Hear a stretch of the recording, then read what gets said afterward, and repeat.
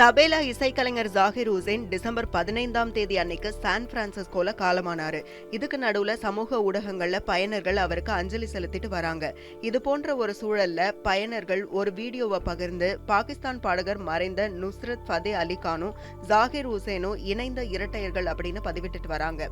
வைரலாகக்கூடிய இந்த கூற்றை சரிபார்க்கறதுக்கு இந்த வீடியோவோட முக்கியமான ஃப்ரேம்களை கூகுள்ல தேடினதுல இந்த முழு வீடியோவையும் தி மிஸ்டர் சிங் அப்படிங்கிற யூடியூப் சேனல்ல ஆகஸ்ட் 5, 2011 அன்னைக்கு பதிவேற்றினது கண்டறியப்பட்டிருக்கு.